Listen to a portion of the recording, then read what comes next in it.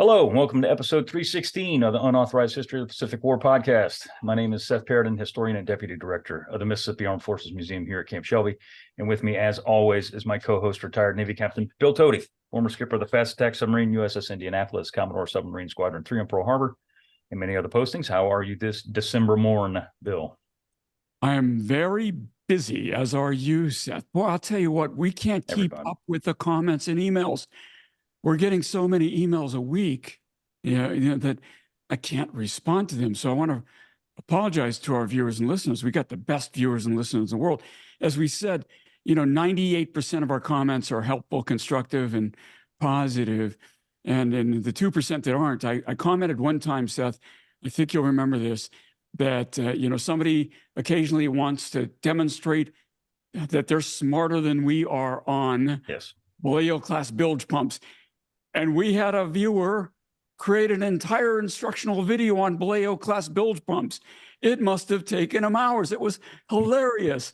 I had to pick myself off the floor when I saw this. We just have the greatest viewers in the world, Seth. Yes. And we met quite a few of them a week ago now. But before we get into those weeds, we need to welcome the third member of our crew here, Jon Parshall. Jon, how are you this fine December morn? Well, you know how I am, but actually, I do. for the sake of our audience, I'm going to say I'm doing great. Yeah. So awesome. Even if it ain't true. Yeah, even if it ain't true, we're going to pretend it's true. That said, I did have a great time, and Margaret did too, hanging out with you guys both in New Orleans. Thank you so much, Seth, for your hospitality and for taking us to a righteously delicious po' boy. That was all good. It was really nice to spend really some time. Good sandwich, Seth. It lived up to your all the calories. All 30,000. I ate the rest of that bad boy on Sunday too. So hey, and I gotta say this, Jon, that the entire conference, no surprise, the highlight for me was the panel that you chaired along with Craig Simons and Trent Hone. I mean, it was just we love our Nimitz, right? But it was a great panel, and it really was wonderful. And so thank you so much for doing so well. It was interesting. You were funny. It caught my attention. I learned something. Everything you've been asked for. I really appreciate that. I thought it was a great panel too. I had a really great time. Both those guys are friends of mine, good friends. And I just thought the chemistry was great. It was funny. Mm-hmm. Yeah, it was just a hoot. Couldn't have asked for better. So anyway. The only thing that would have made that better is if it wasn't at 8:30 in the morning. Yeah. And we could have actually had some sink packs up on the table. That would have been sort of the crowning denouement. But did what we could. Wake some people up.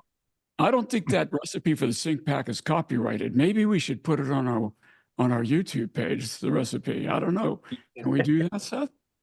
I don't see why we can't. We're all over the age of 21. So going over your head, the sink pack was a drink that Admiral Nimitz invented and called it sink pack. And I have the recipe memorized, but I don't think I'm going to go from memory. It's not what this episode. Let's just say that I'm reasonably convinced that drink led to any number of Lieutenant JGs that may have showed up to Chester's quarters for a bump to walk out of there rickety wrecked. So it's a pretty lethal concoction. Anyway, I've never had one. I'm gonna have to. I know where the recipe is. I've just never made one. So I've got to give it a whirl. I've got all the ingredients, Seth. Come on over. We might have to do that. We might have to do that indeed. All right. So before we get, we're going to do some Guam, some GWAM here, and it's a cool place. But before we get started, we want to ask you to like and subscribe to our channel as it helps other people find our show, blah, blah, blah. Please do so. And if you haven't, or if you have, thank you. And if you haven't, please do so. So on with the show. Operation FORAGER had 3 land masses earmarked as targets for invasion when planned in the spring of 1944.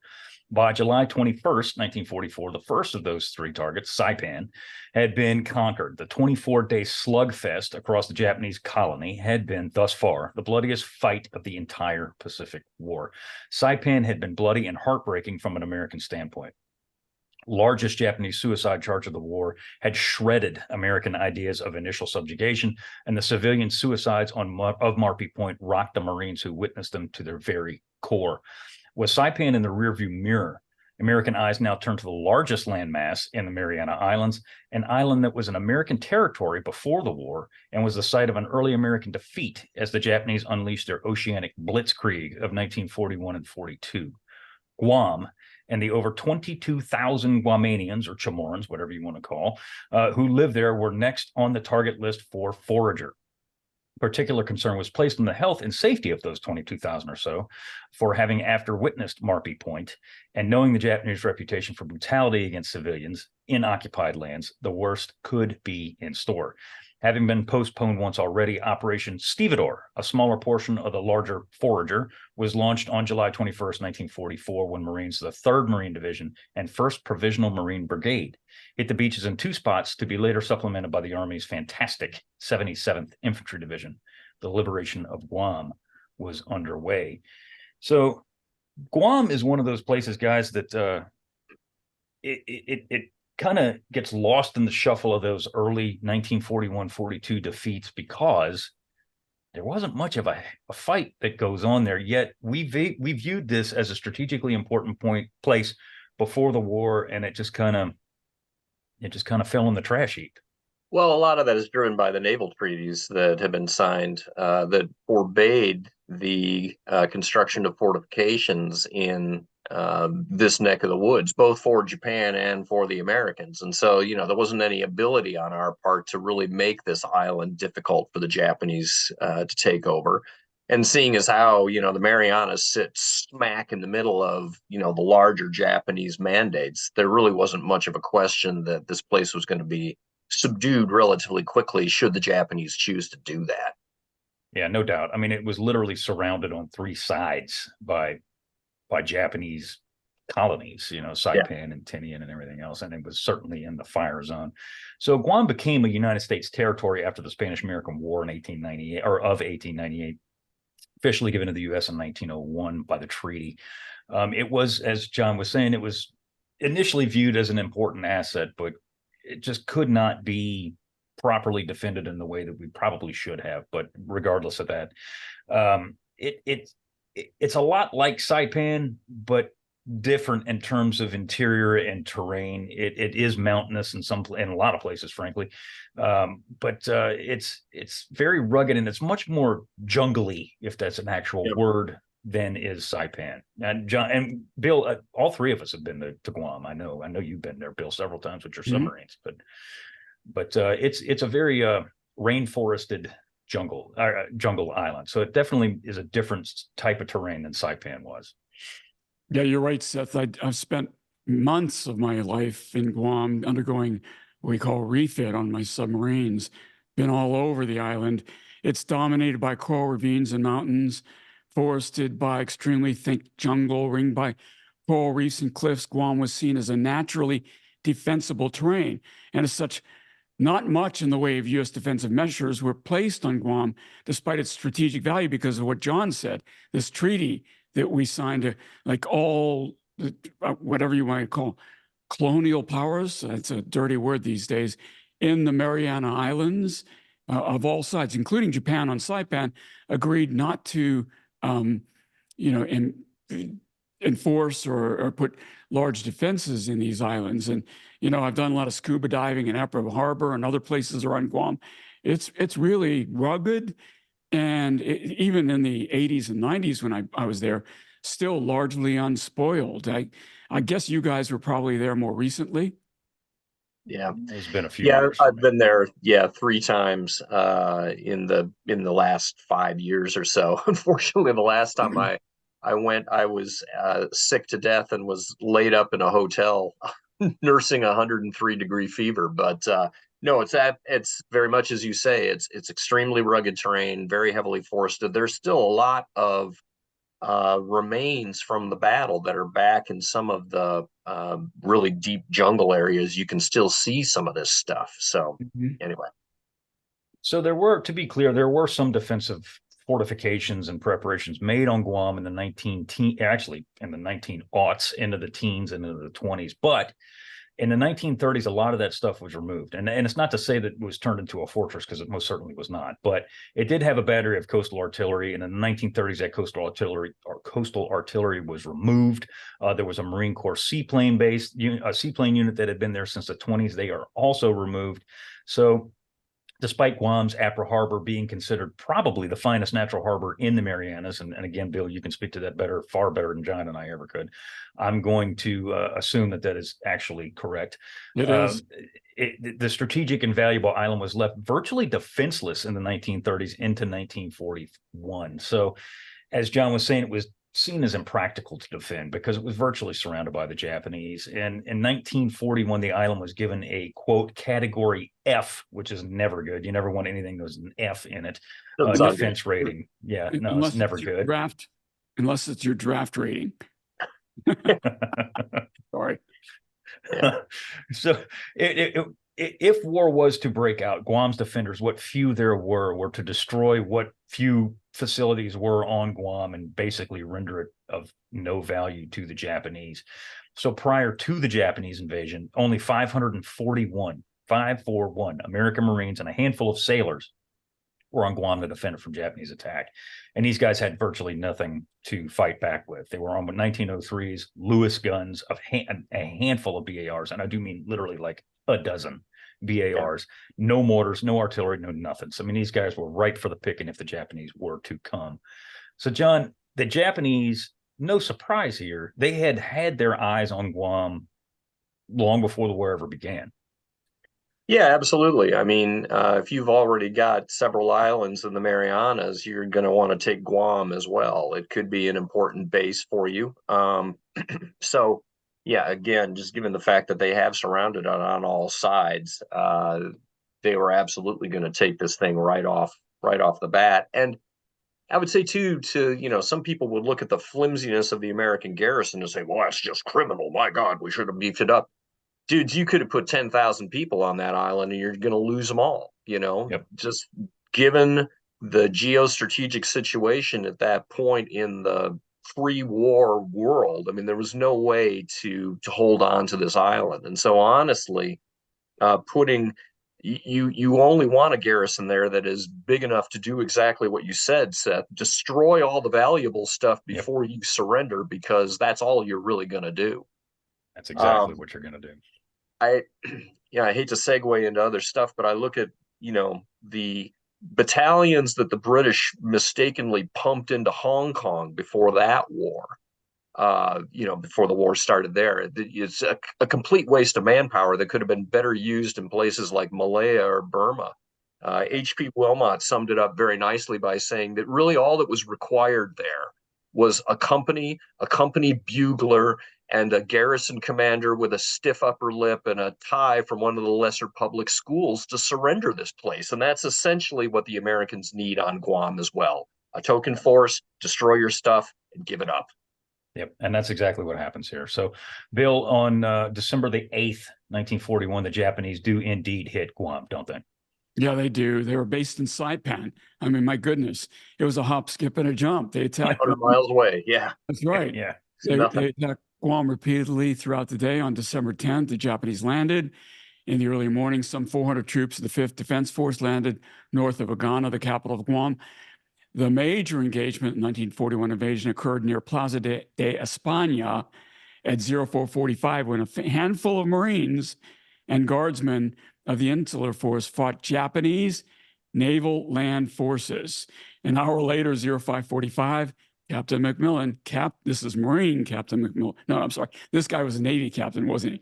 Military governor of Guam ordered all American forces to surrender, and at 0600, they did.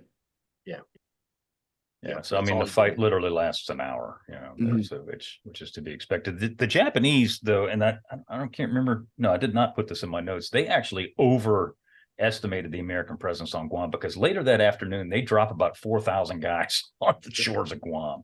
Right. So there's a lot of dudes over here.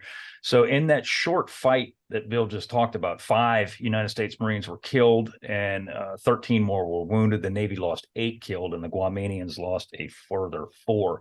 A lot of these guys take to the hills, the ones that are still alive. and able to take to the hills. And they are pretty much summarily caught and generally executed by the Japanese do not, as we have seen in the past, do not treat them well. However, there is one guy that does get out and stays out until this operation, George Tweed, and he is a legend on Guam to this day. Yeah. Now, it is kind of remarkable, but it also gives you a sense for just how rugged the terrain is in the interior. And this is not an insubstantial island either. I forget what it's 200 some square miles, so it's not a small place. But yeah, this guy hangs out in the jungle for 2+ years, waiting to be liberated, and is shielded by the Chamorros, a number of whom unfortunately pay the ultimate price, because the Japanese are suspicious that there are guys back up in there, and anybody that they suspect of collaborating with those American holdouts is in for a bad time. Just in general, the native population here, the local population, I should say, is in for a hard time. The Japanese are cruel to everyone that they come into contact with, and the local Chamorros were certainly no exceptions. No, not at all. And remember the word "hold out" and when we get to the end of the Guam Battle for Guam story here, because turnabout is fair play, as they say, and the Japanese have themselves quite a few holdouts in Guam. So let's get to the meat here. Operation Stevedore. Operation Stevedore is a part of Operation Forager. The invasion for Guam had originally been slated for June 18th, which admittedly was a bit over-optimistic. We talked about American intelligence, or lack thereof, on Saipan, and they were thinking that they were going to walk into Saipan, boom, blow it out, and we're done, and we're going to be able to launch Guam, a couple days later, and everything's going to be hunky-dory. Well, that is, as we know, not what happened here. And then, of course, Ray Spruance has to go fight Phil C. So there's a whole lot of stuff that goes on here, and they pull these Marines that are supposed to land here. They pull them all the way back to NYNG. They don't even keep them anywhere near the area. They pull them back to NYNG. They sit there, they cool their heels for almost a month. Well, I say that, it's about 3 weeks. Yeah. And when you think about that, the transit time just to get back and forth from NYNG, those guys were probably on the beach for all of 3 days before they got loaded back up on the transports again, and back you go. Yeah, it's got to be 5 days to get up there. Yeah, it's crazy. Yeah, easy. So yeah, I'm exaggerating, as is my wont, but yeah, they certainly weren't on NYNG for a very long time before they got loaded back up and back you go again. We're awfully good at this kind of thing at this point in the war. Obviously, nobody loads transports like we do, but even so, yeah, there's a lot of moving parts to this whole thing. And as a reminder, during Phil C, of course, the Japanese are using Guam, so it's actively being used right up to the point where we initiate this engagement. Yeah, absolutely. It was a hotbed from the time Forager kicks off until the time we raise Old Glory on top of that sucker, at the end of the month, or at the beginning of the following month. Yeah. So the units that are slated to invade Guam are the veteran 3rd Marine Division. These are the guys that had taken or participated in the capture of Bougainville, whatever, however you want to say it, and the Green 1st Provisional Marine Brigade, as well as the Green 77th Infantry Division. Now, we've mentioned them before. I forget what episode it was, but these guys deserve a little time in the spotlight because they are badass. They really are. This unit is probably one of the finest units that sees service in the Pacific Theater overall. I'm talking Marines and Army. These guys are really, really good.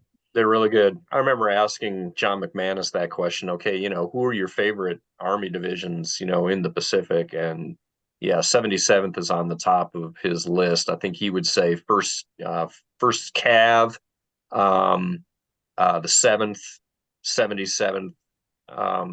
Those are kind of the pick of the litter. And if you recall, if our listeners, viewers recall, and I'm sure you will, the relationship or lack thereof between the United States Marine Corps and the United States Army's 27th Infantry Division on Saipan. Wait till you hear the way things go down here, and we're going to get into this, and we're going to get into the commanding officers. We're going to beat on Holland Smith a little bit more because it's fun, and then we're going to talk about and we're going to talk about this other guy that we're going to mention here in just a few minutes. So as they say in your college exams when they hand out the blue books, compare and contrast. Yes, indeed. Indeed. And we're going to do a lot of that here in a minute. Yep. So the 77th ID, it was a National Guard unit. And we've talked about National Guard units before. Some of them have been outstanding. Some of them not so much. Not so much. These guys generally are from New York. They're known as a Statue of Liberty Division, for a reason. This will be their first combat. As I said, they're green as grass. However, all the other training forever. Yeah. In all types of combat, or for all types of combat, I should say. And it's not just, like I forget what unit it was. We talked about Bill Wood Guard Division, that they were training in the desert and then they're sent to friggin' New Guinea. So I mean, it's typical Army kind of a thing here. I think that may be 41st. But yeah. Anyway. Yeah. So to your point, John, they'd been training for over 2 years before their baptism of fire. Their amount of training consisted of desert training, mountain training, amphibious training, jungle training. So these guys were probably the finest trained unit in the United States Army, not just the Guard, the Army. They were also, and we talked about Ralph Smith, and God bless his soul, but this guy that leads this division, a gentleman named A.D. Bruce, is the complete opposite of Ralph Smith. He is a hell of a leader. He was supremely confident in his ability and his unit's ability before they ever set foot on the ground.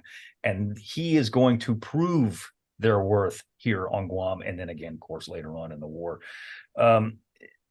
He was known as a gentle leader. He was still forceful, didn't suffer fools.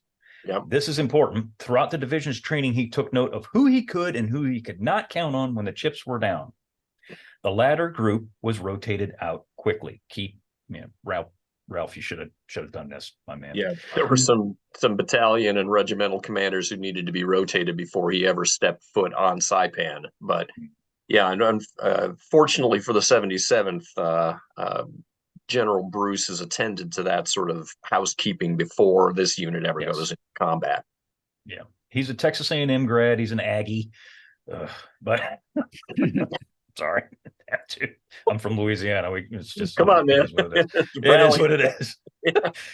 He supposedly had a passion for learning. Not that this is obviously a bad thing at all. And he wanted to develop good leadership habits, not just for himself, but for his people.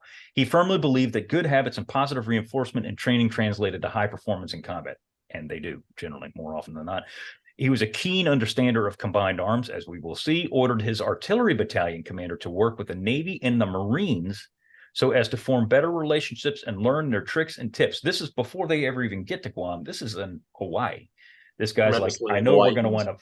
Yeah, we're going to wind up fighting with these dudes. Go make friends and go learn. And that's exactly what they do. Right.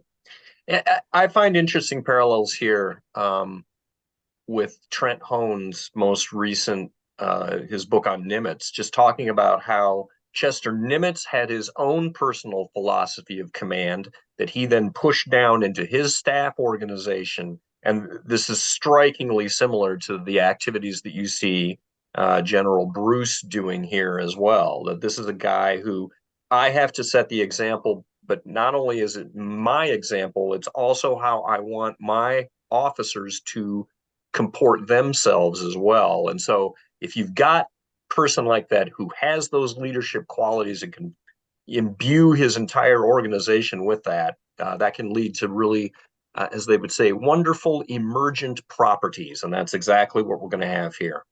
Maybe it's not a surprise then that Nimitz called Bruce the best Army leader in the Pacific because they were so similar. Right. And, that's going to prove to be accurate on Guam. Yeah. This is a commanding general who understands what he needed to do to get it done. And it's wonderful. Yeah. He is absolutely fantastic. So Bill, tell us about some of this prep. As I said, the invasion initially was postponed because of the defecation hitting the ventilation over on Saipan. So tell us about the prep and the postponement and what goes on as we get to Guam here. Well, you got to remember a guy that we referred to in an earlier episode as Close in Connolly. That's Admiral Richard Connolly. Well, the postponement of the Guam landings allowed the Navy to further soften up positions ashore. Unlike Saipan, this landing would fall under the command of Connolly, close in colony. The admiral known for putting his bombardment ships as close inshore as he could get them, so as to both provide better accuracy and better intel. And that's what you're supposed to do with these ships, right? So Holland Smith's chief of staff, Colonel Hogeboom, said of Connolly, he had all of the great features of Kelly Turner and none of his faults. Alcoholism. I'm sorry, I had a cough there. He was a splendid man who would listen. He would send for Marines and listen to them, talk about amphibious operations. He would put on his field boots and go ashore and follow Marine units all through the operations just to gather firsthand knowledge. He studied and mastered the Marines' problems and the Navy's problems as well, and then figured out how he could apply corrective action. So good. We've got a great Army commander in the 27th. We're going to talk about the overall 77th, but yeah. Sorry about that. Yeah. And so we've got a great shore bombardment commander as well. So I was just going to say, in a previous episode, one of the comments I made about Kelly Turner was, that his proponents hold him up as one of these invaluable guys that, oh my God, we can't lose Kelly Turner because what would happen to the war effort? And the comment I made back then was, I guarantee you there's got to be at least 4 or 5 other guys that Nimitz knew of that could step into those shoes. And Connolly is clearly that cat. I mean, yes. Granted, now he is 7 years younger than Kelly Turner, and so he's well behind in terms of promotions. He's only a captain at the beginning of the war. He gets advanced to rear admiral. He's a destroyer guy by training. And then he's actually been sent over to the Mediterranean and was running amphibious operations over in the Med at places like Sicily. But now he's got all of that stuff under his belt and has now come back to the Pacific. And this is a dude who really knows how to get it done. I do admire the fact that he is willing to bring his ships in stupid close. Yes. One of the things that you take away from D-Day, when you talk about the effectiveness of naval gunfire there, it's pretty much universally acknowledged, so far as I know, that the most effective ships by far were the destroyers, because if they would get those things in so close that in many cases they were sucking up mud into their intakes. But if you can get a flat trajectory 5-inch 38 shot within 1,000 yards or 500 yards of the beach or whatever, your accuracy is much better. You can put that target out of action much more quickly, and that's a philosophy that Connolly has obviously taken to heart. To an extreme. Yeah. We before we recorded, I made note when we were talking that he was the cat that brought the battleship Mississippi into within 1,500 yards of shore during Operation Flintlock, which is nuts. That's hair raising. Yeah, absolutely. Yeah. There's no way you want to be bringing a ship that big that close.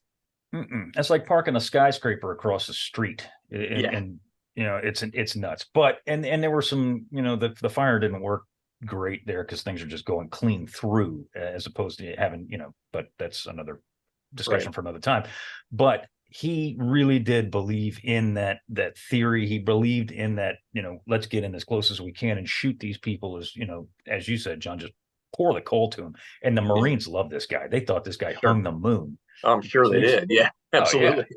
This is a cat after our own heart, He's bringing these cruisers too, not just DDs, but he's bringing like light cruisers and heavy cruisers close to the shore, and they are just unloading on these inshore targets. And I'll say too, we've extolled the virtues of American light cruisers before in engagements like Cape Esperance, but these big 6-inch gun cruisers with either 12 or 15 barrels, I mean, they can just bring an unearthly amount of firepower to bear on a shore target. There's numerous instances out in the Med as well of some of these 6-inch gunboats coming in and just laying it down. Because when you think about it, I mean, that really represents a core worth of 155s, except these things are power loaded, and stabilized and the whole schmear. I mean, they can really lay down a lot of fire in very, very short amount of time. In that And they do. regard, for shore bombardment, were they're more effective than the heavy cruisers with the 8-inch guns? I think so, because the rate of fire is just so much superior. I'm just Cruisers. Yeah. I mean, I'm not sneering at 8-inch, but again, just the rate of fire of these 6-inch vessels is just so ungodly that they really do that. So the German counterattack that rolls in, I believe it's Salerno, went right down the middle of the river. I remember reading about this in Rick Atkinson's book, and I forget which cruiser it was, the Savannah or one of these guys.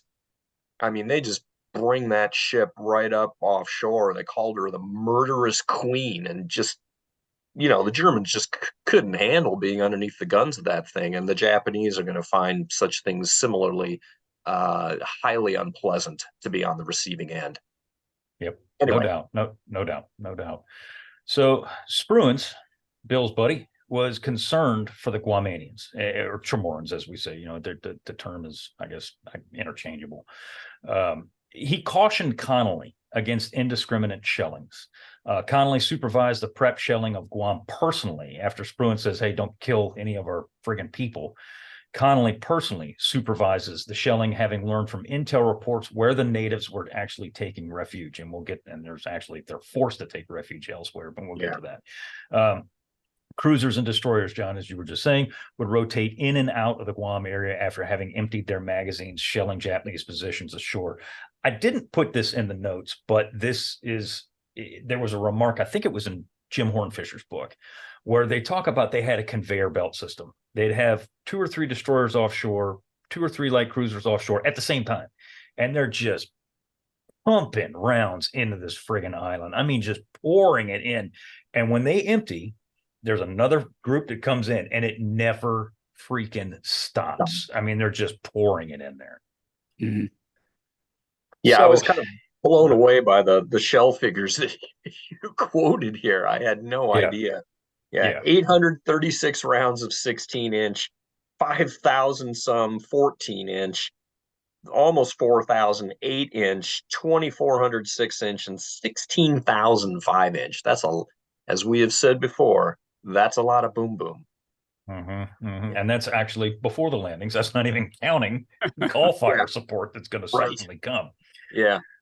And that's just before the landings, as I said. So on W Day, not D-Day, W Day, a further 18,386 shells of all calibers were added to the already massive amount of firepower poured into Guam. There were Marine Corps officers ashore later, and then naval officers ashore later, that also, all of them said that the naval preparatory bombardment of Guam was by far the most perfect preparatory bombardment seen yet in the war, and probably for the remainder of the war. They just plastered this place. So it's amazing what having some time to do that will actually do for you. I mean, indeed. Yeah, we've got a month to kill offshore while we're fighting carrier battles and whatnot. Make use of it. Indeed, and that's an important thing to note. And Bill, you and I have talked about this numerous times, is that most naval bombardments, preparatory bombardments, at the most might last 2-3 days. Saipan lasted what, John? 4, 5 total? Yeah, something like that. Obviously, off and on. Yeah, when we fast forward to Iwo Jima, it's not going to be nearly as much as it needed to be. So, yeah, the fact that these ships had a month offshore to just kind of do their thing helps out. Yeah. Although that said, you and I both, I'm sure we've all been to the shore batteries that the Japanese had on that one point on the northern beaches. You can walk down to these things. They're sitting under a cliff, and there's still a completely intact Japanese 20-centimeter anti-boat gun sitting down there in a cave. So even with that level of suppression, there's still plenty of pieces of Japanese ordnance that haven't been touched. And that's the key word you just made: suppression. It wasn't as destructive as we would like to think. There were roughly 16,000 Japanese ashore, and while truth be told, a lot of their equipment, there were several gun positions and things like that were destroyed. Yeah. Most of these 16,000 cats on this island are going to have to be rooted out one by one, because they did not take a lot of casualties during these landings. So speaking of Japanese, let's talk about these guys. They're kind of a polyglot force. They are generally under the 29th Division under the command of Lieutenant General Takeshi. Lieutenant General Obata would serve as Takashina's XO, essentially, and would remark before the invasion, quote, "I am firmly determined to become a breakwater in the Pacific," unquote, which is not unlike any other Japanese general. Yeah, exactly. Yeah, par for the course. Yeah. So, Bill, tell us about the underwater demolition teams here. Yeah, well, we continue to use them effectively after learning the lesson of Basio. The UDT teams 3, 4, and 6 worked the beaches just like Saipan and dealt with anti-boat obstacles lying just beneath the surface, utilizing the support of LCI gunboats. The UDTs blew coral heads in the lagoon off of Agat and Asan and made note of close-in defenses so that the naval shelling could destroy them. And in a note of humor, just frogmen do what frogmen do. And UDT-4 left a sign on Agat Beach for the Marines that read, "Welcome Marines, Agat USO2 blocks." So for the landing, the third, maybe I should pull up the map. Maybe this is I was just going to say that. Let's see the map, because the terrain here is really interesting.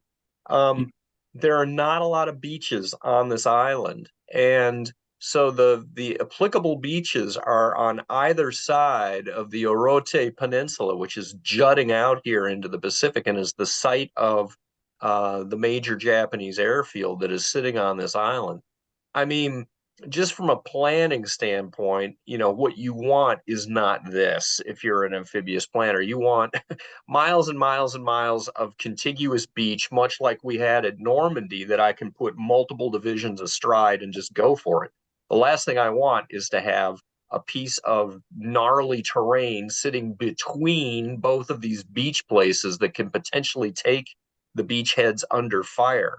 But that's the hand that Mother Nature dealt here, and so we're just going to have to roll with it. Yeah. So, and this is that peninsula that you're talking about, Orote. This is Agana Harbor here, that I've pulled into so many times. Right. My submarine career, and Agat is down here. And so the point is, the 3rd Marine Division's landing up here, the 1st Provisional Marine Brigade down here, and they're separated by this thing. And the Japanese here, of course, they've got enfilade fire going in both directions as you're landing. This is not a good place. I mean, all I could think of is, I know that the hydrographics in this area are good, but are they so good as to override the concern of Japanese that would be entrenched here? I guess so. Apparently, because that's what we chose to do. I should say too that you could see as well on that map that there's this sort of spine of high ground that curves around in a crescent in the southern portion of the island. This high ground is high. If you are on top of the hills that are overlooking the northern beaches at Asan, you're up 400 feet above the water line, and the experience is not exactly akin to what you would see on top of Mount Suribachi, which is a tremendous vista. You feel like you can reach down and touch the beaches. The terrain here it sort of undulates down to the water line, so there are folds that, if the Marines can get ashore, they can actually use some of those undulations to provide at least some screening for themselves. But nevertheless, I mean, the Japanese have commanding heights all across the southern portion of this island that just dominate the beaches here. This is going to be a very stiff fight. Yeah. And then, I'm sorry to go back in this upper harbor, you could see why it's such a great harbor. Yeah. But these high ridges, or what John's talking about, the curve down here, Mount Lamb, and they're much more vertical than this topographic map kind of shows. Yeah, it's really rugged terrain. Very, very. And when we get to Tinian, you'll see how different each island is. But this and Saipan are very similar in terms of terrain features, as we're going to see.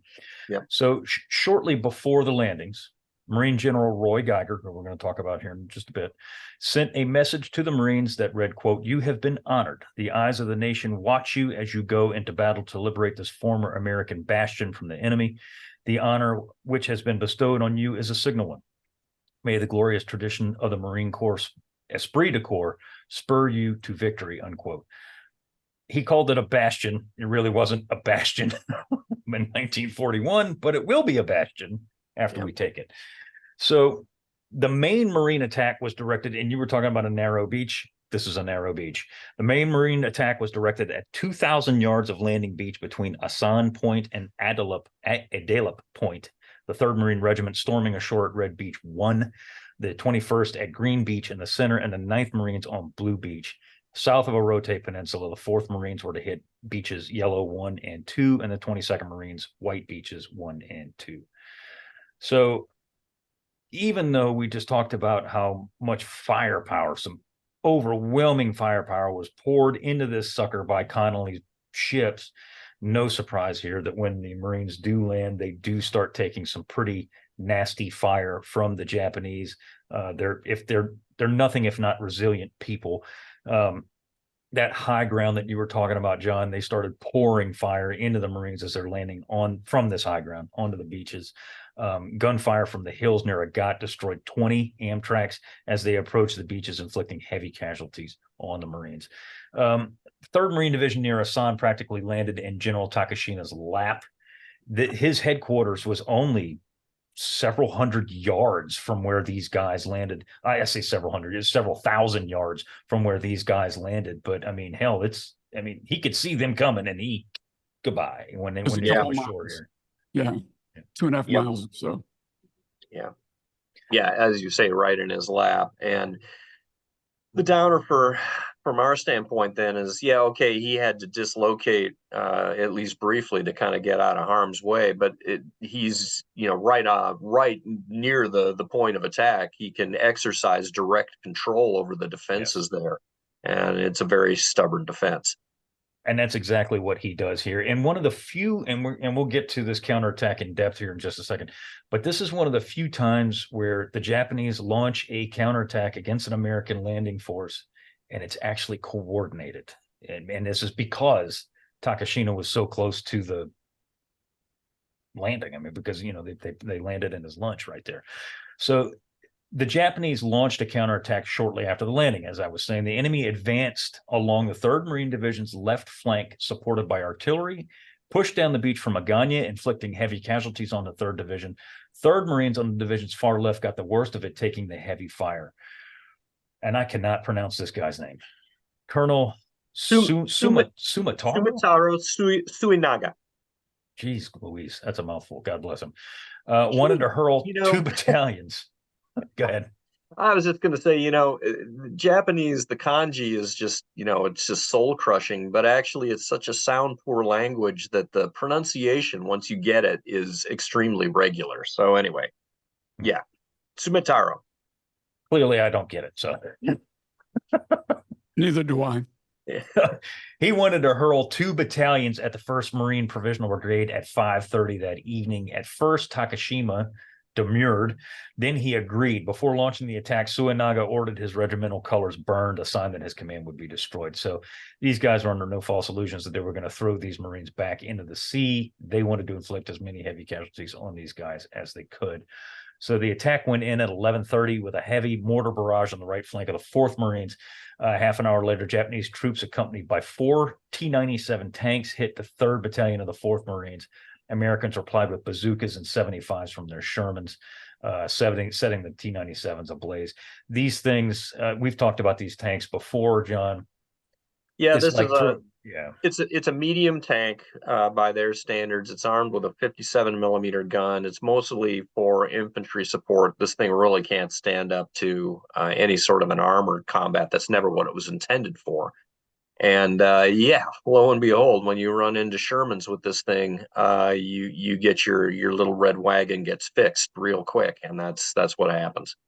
Exactly. And the Shermans, they had issues, and we're not here to talk about the ETO, but the Shermans had notable issues against German armor in the ETO. But in the Pacific, they were easily the finest tank in theater, no doubt. Yeah, no doubt. Easily. Eat your lunch. Well, all day long. All day long. So the Japanese try again at about 3:30 that morning, with Suenaga himself leading the charge. He is reportedly killed by a mortar fragment. Or I'm sorry, he's hit by a mortar fragment and later killed by a rifle bullet. Who knows? But regardless of this, the man dies in the attack. Navy and Marine star shells illuminated the scene the entire night. We've seen these kind of attacks over and over and over again. They attack all night long, and the Marines just mow them down. Bill, yeah. There was one guy, and we always like to try and highlight Medal of Honor recipients when we can, because more often than not, their stories are just ridiculously, incredibly brave. Yeah. And this is one of those instances. Tell us about Luther Skaggs. Luther. We like to highlight them, but shockingly, we can't cover them all because there's so many. Right. So this Kentucky native Luther Skaggs entered the Corps in March of '42, was deployed overseas a year later when he joined the 3rd Marine Division in New Zealand and received his baptism of fire in Bougainville, let's call the whole thing off, campaign. By the time Skaggs landed on Guam, he held the position of a mortar squad leader in Kilo Company, 3rd Battalion, 3rd Marines. Huddled in the Asan Beachhead area under Japanese counterattack, Skaggs calmly led his men through the confusing and vicious fighting in the early evening hours of July 21st. Skaggs' section leader became a casualty when heavy Japanese mortar fire dropped in their positions. And as a result, Skaggs became the new section leader. Pushing his men through heavy machine gun fire, he was able to bring his section roughly 200 yards inland before they dug in for the evening. His position was off the flank of Kilo Company. Yeah. And it's the forwardmost. Go ahead. I'm sorry. I was just going to say, yeah, for the sake of the viewer. So this is the northern landing beach that we're on. And from the perspective of the Marines coming in, Skaggs is on the left flank of the left regiment here, which is going to be on the receiving end of the heaviest Japanese counterattack that's going to come in this evening. Sorry to interrupt. No worries. So it's the northernmost point on that map that I showed you of the landing beaches, not of the island, but of the landing beaches. So his position was off the flank of Kilo Company, and as the forwardmost position on a cliff, he held a vital and strategic position against further enemy attacks that were sure to come that night. As the Japanese counterattack rolled down the Marine lines, they came in contact with Skaggs' position on the cliff. Skaggs and his squad held their sectional line against no less than 7 direct assaults by the Japanese. In one of the early attacks, a Japanese grenade rolled into Skaggs' foxhole and exploded, shredding his lower left leg and shattering the bone. But this guy's Superman. Despite the incredible pain and severe loss of blood, he never left his foxhole and maintained his position throughout the night. It wasn't until the following morning that the survivors from his squad realized he had been critically wounded, Seth. Balls of solid rock. Yeah. I mean, and I've seen variable accounts as to whether or not he was evacuated or where he crawled back to an aid station himself after the counterattack was over. But either way, oh my God. Yeah. Yeah. Either way, homeboy stays in his foxhole with a compound fracture for 8 hours and fights. He doesn't just lay there. He's fighting for 8 hours. I mean, just bad to the absolute bone. No surprise here. He receives the Medal of Honor. I mean, that's just incredible. I have been to where they think his fighting position was. Have you been there, John or Bill? Have you guys ever been in that area? No. I have not. No, I mean, we do tour those beaches, and we actually look down from the heights that the Japanese were on, because there's a memorial that's up there as well, that we go to. But yeah, the exact position, no, I haven't seen that, I don't think. And whether it's the exact position or not, I don't know. but it's the assumed position of where they were. And when you get up to that locale or near that locale, you can look out and you can see why this was such a vital place, because it was wide open from his left and all the Marines are to their right. So if they roll that position, they're going to roll up that line right there. So right. You can see why it was as important as it was. Who's the Dave Holland of Guam? I mean, if Dave Holland on Guadalcanal knows exactly where everything happened, we need a Dave Holland on Guam. I don't know who that would be. Yeah, I'm not sure either. So I don't either. Maybe we just need to go there a bunch of times and we can figure it out ourselves. There you go. Yeah. So despite the Japanese resistance, the Marines advanced inland and by nightfall had carved out 2 separate beachheads. No surprise here that were split by a Rote Peninsula. 1st Provisional Marine Brigade had suffered 350 casualties on the initial day. 3rd Mardiv had suffered worse, taking 105 KIA, 536 wounded, and 56 missing on the initial landings. And this also counts the guys that were hit during the Japanese counterattack. The day's fighting had been heavy, but the 2 beaches were between 2,000 and 2,500 yards deep at each spot. So they had a toehold here, and they were trying to advance inland, and which, of course, obviously they do, with the Marines taking on the bulk of the W-Day landings and advances. The 77th came ashore in pieces parts throughout the day. The 305th Infantry Regiment is the first infantry regiment to land at midday, but they had to wade ashore from LCVPs because the LVTs, they'd lost several of them in the landing, and those other ones that were being utilized that were still operable were hauling out Marine wounded. So these cats had to walk ashore once they hit the reef a la Tarawa, and no surprise here, they take heavy fire from the Japanese. Do they come into the northern beaches or the southern? I can bring that up. Oh, good Lord. I think they came in on the southern beaches. Okay. For 1st Provisional Brigade. Bill, can you pull the map? I brought up the wrong map. Can you see this map? No, you can't. Yeah. Negative. Oh, you can? I saw whatever you were displaying. Yeah, I was just going to. There it is. Oh, okay, there we go. Yeah. So okay, good. Yeah. Okay, and that makes perfect sense. So, when we take our guests down to Agat Beach, there are fortifications that are right out on. There's just a little tip of land that sticks out to the south of the Orote Peninsula, and so there are fortifications in there that you can still climb through. But one of the things that really impresses upon you when you actually see this is just how long the Orote Peninsula is. And so, yes. If you're in an LVT parading past that damn peninsula on your way to the landing beaches there, you're taking fire the entire time. And so it's no wonder to me that they suffered as many LVTs knocked out as they did, and that 77th would have a somewhat rough journey to the beaches as well. You can see it's long enough that there's an airfield over here. And by the way, this is the modern day Navy base on a rotate point. Yeah, it's big. It's big and rocky. It's not the kind of place that you can just saunter ashore. I mean, again, that's why we've got these bifurcated landings. So and the 77th takes a pretty good. They have a rough day. I'll just say that, because as I said, they land in pieces parts. They eventually, obviously, do get the entire division ashore, but that day on WD, they're taking fire every single time they bring people in there, because we have not reduced a Rote Peninsula. Hell, we haven't even cut it off yet. Yeah. So it's still a honeycomb of Japanese activity.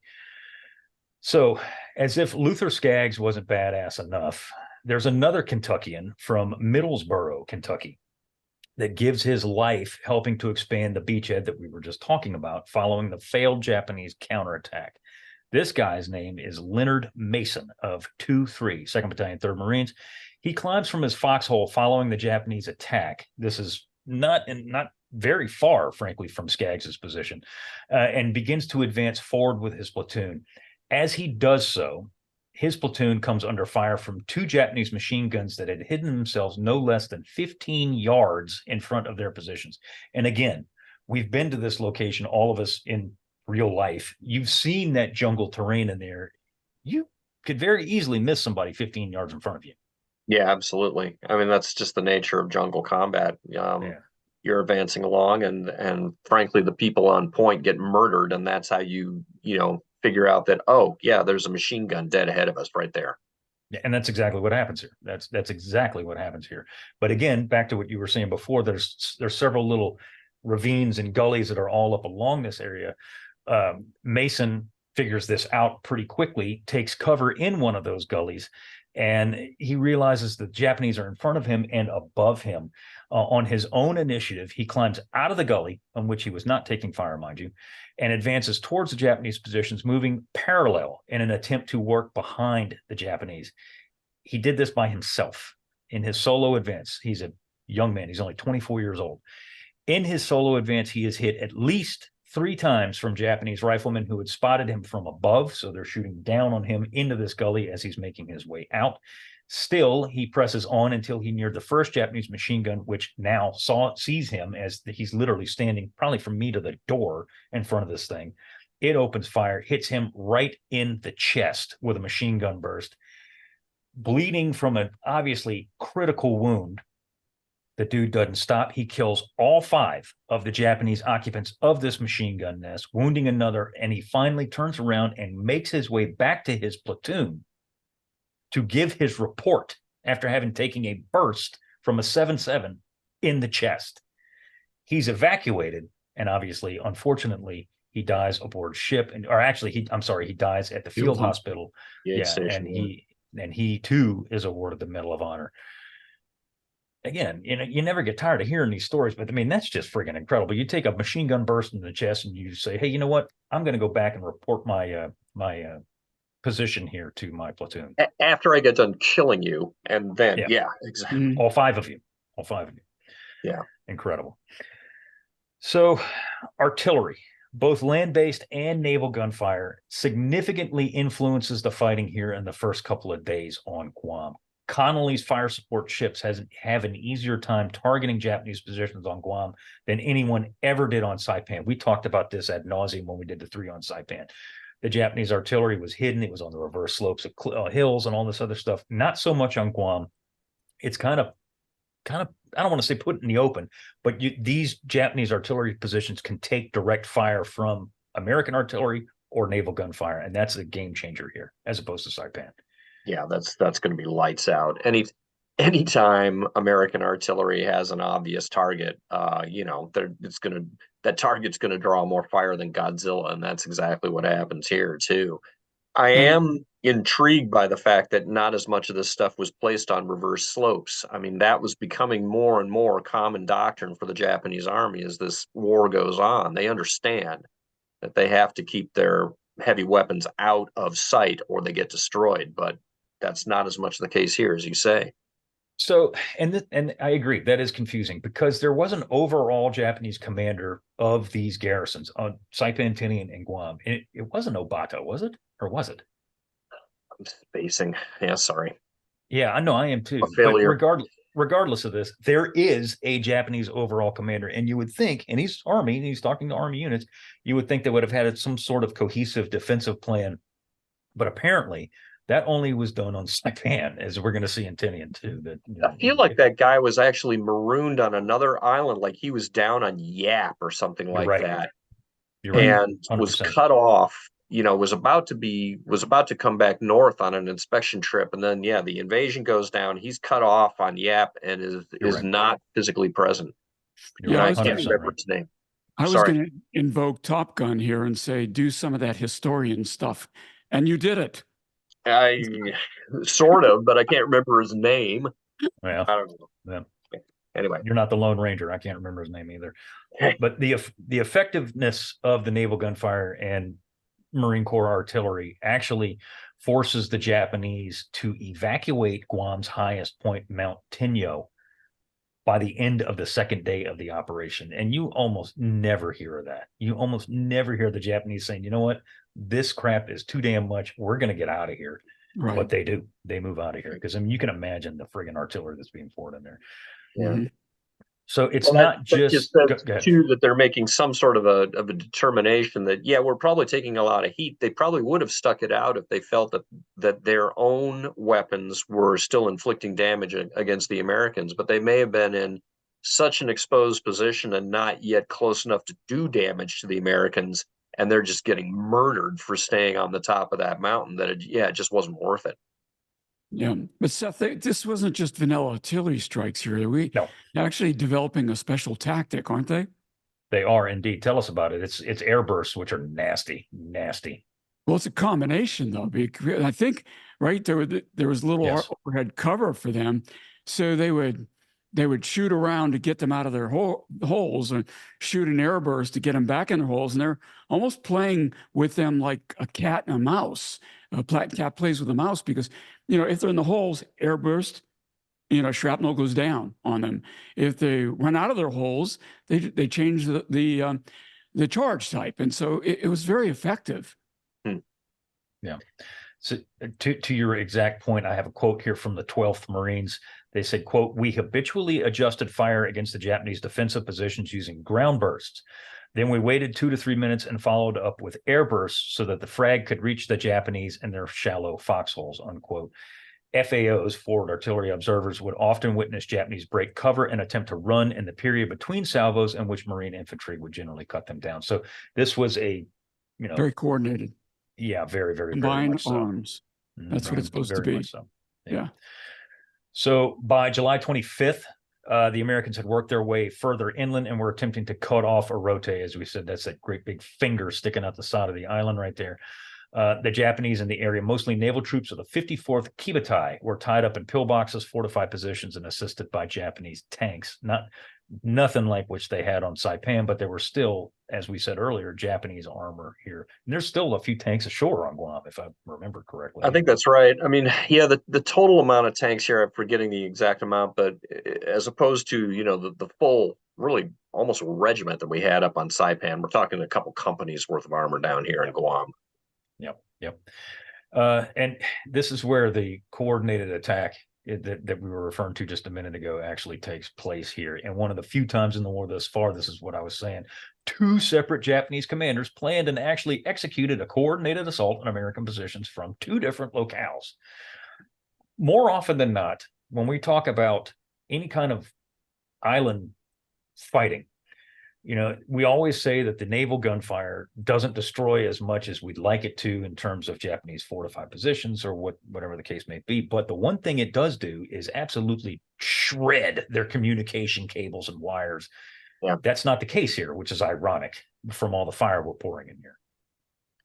Yeah, no, you're right. And the fact that this effort is coordinated is really sort of interesting.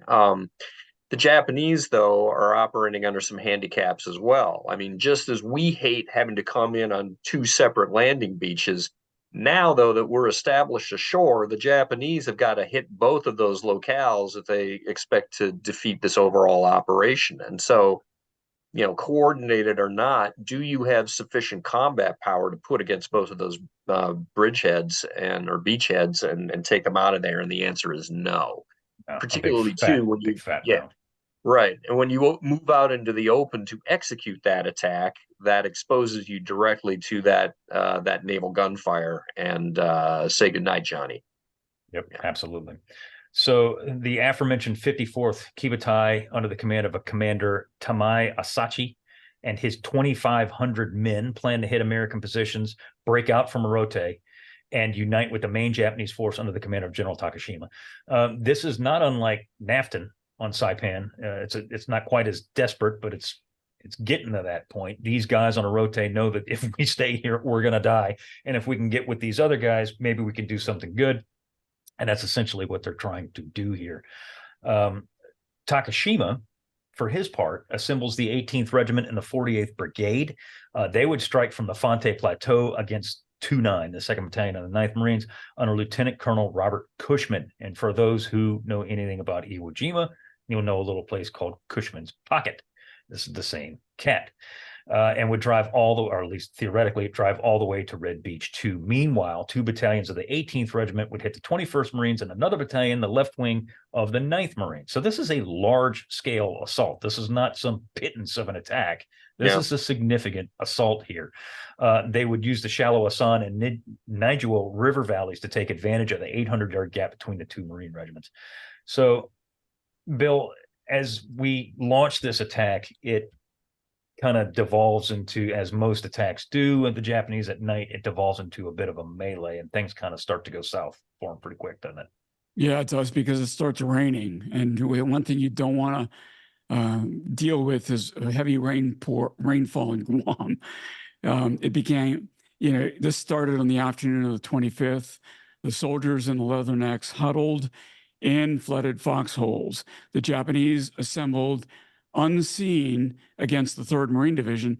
However, the attack on the 1st Provisional Brigade went badly, with most of the naval attackers apparently drunk.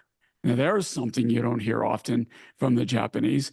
They charged forward in white uniforms, naval uniforms, right, which made them highly visible in the dark. Soon star shells illuminated the scene for the Marine artillery.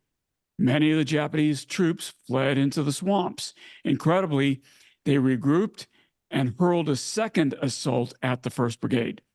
The second Japanese assault in this sector was a dismal failure, no surprise, with more than 300 enemy soldiers killed in this one area. And as the attacks failed, the Marines were content to save their own casualties by letting the survivors flee behind a curtain of shells. Dawn found 400 Japanese sailors dead on the field and 600 more dying or wounded, for a loss of only 75 Marines. So these weren't as effective as the naval infantry on Basio, for sure, Seth. This, and I know we all have something to say about this. This is one of the last times Guam and Tinian too, the Marianas is one of the last times you see these Japanese come out of their positions and make these large scale counterattacks. Yeah. Because after this, everything changes for the Japanese in terms of trying to defend these islands. Most of the garrisons on Peleliu, Iwo Jima, whatever the case, they know they're going to die, but they want to exact as much American blood as they can. So this is going to be one of the few times you're going to hear of any banzai charges, that are going to be hurled at American troops here for the remaining. I mean, there's dribs and drabs, but this is kind of it. There's one great big counterattack on Okinawa as well. That is true. We may get into, but no, what you're seeing here is a transition of Japanese tactics, and it really is going to be as a result of the failure of these counterattacks in the Marianas that things are going to morph. By the time, fast forward 3 months from now till we get to Peleliu, and the game is going to be totally changed then in terms of Japanese Army doctrine, because of they just realize that if you come out into the open against American forces, you're toast. Yeah, it's not unit v unit. It's attrition at that point. They're just trying to, stay alive as long as they can and kill as many Americans while alive until they get killed. But it's not these big unit versus big unit organized formation kind of thing.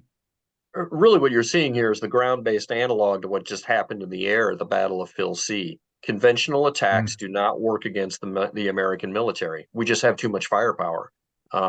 If you come out into the open, and you will not live long enough to drive home a conventional counterattack against us, because we'll just toast you. Anyway. Yeah. So the attack does make some success in certain sectors of the line. In one sector specifically, some Japanese did punch through the Marine lines, and it ended up in their rear. Marine cooks, bakers, clerks, and other rear echelon Marines stopped the attack and killed what remained behind. Takashima's armor, which we talked about here, a couple of companies worth, what little there was apparently got lost in the darkness. And again, this is no surprise here. Even though the attack was coordinated with the other infantry unit, apparently the armor didn't get the memo. I'm not really sure what happened here. Well, they got lost in the darkness, though. Yeah, doing any sort of armor attack in the middle of the night is it's hideously difficult. It's almost impossible. I mean, you can barely. The visibility in a tank is lousy to start with, and man, at night it's just god awful. So how you expect to coordinate with an infantry attack? Again, reeling through my mental list of successful armor attacks at night in World War II, there ain't many of them. The Japanese did pull one of them off at Slim River in Malaya in 1942, but that ain't going to get it done against the Americans in no 1944. So not with Sherman tanks and bazookas. And again, contrasting Pacific to Europe, the bazookas, it's like throwing a tennis ball at a brick wall against a Mark IV, even a Mark IV or 5, or certainly a 6 in Europe. But here, yeah, Type 97. I'll wreck you with that thing. That's easy. So all day long, all day long. Yeah, as the day dawns, over 90% of the Japanese attackers lay dead or dying on the field, including General Takashima. And again, we're going to highlight another Medal of Honor recipient. This one is from the state of Mississippi. One of the Marines involved in the defense and later counterattack was, as I said, Mississippi native Lewis Wilson. Ordered to take the portion of the hill that was in his zone of action, Captain Wilson initiated his attack in mid-afternoon, pushed up the rugged open terrain against terrific machine gun fire and rifle fire for 300 yards, which is a long damn way to advance under fire like that, and successfully captured the objective. Promptly assuming command of other disorganized units of motorized equipment in addition to his own company and one reinforcing platoon, he organized his night defenses in the face of continuous hostile fire, and although wounded 3 times during this 5-hour period, completed his disposition of men and guns before retiring to the company command post for medical attention. But he's not done. Shortly thereafter, when the enemy launched the first of a series of savage counterattacks lasting all night long, he voluntarily rejoined his besieged units and repeatedly exposed himself to the merciless hail of shrapnel and bullets dashing 50 yards into the open, and on one occasion, rescuing a wounded Marine lying helpless beyond the front lines. And he gets into numerous hand-to-hand combat encounters. He leads his men all the way through the event for over 10 hours of combat, holds the line, repels fanatically renewed Japanese counterattacks until he succeeded in crushing the last efforts of the hard-pressed Japanese early the following morning. This guy is a friggin' machine.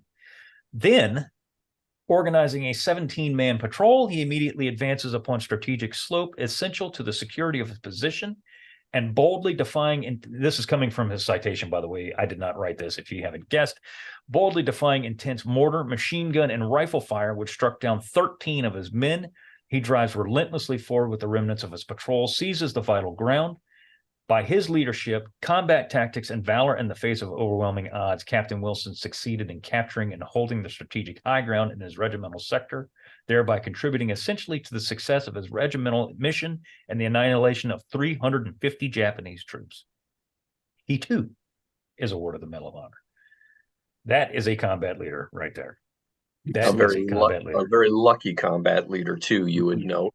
Yes. Which, and I don't mean to denigrate the actions at all, but sometimes, you go through these citations, you're like, how did this guy not get killed? It's absurd. Numerous times. How did he not get killed numerous times? Right. Exactly. Yeah. Angels on your shoulders, man. Right.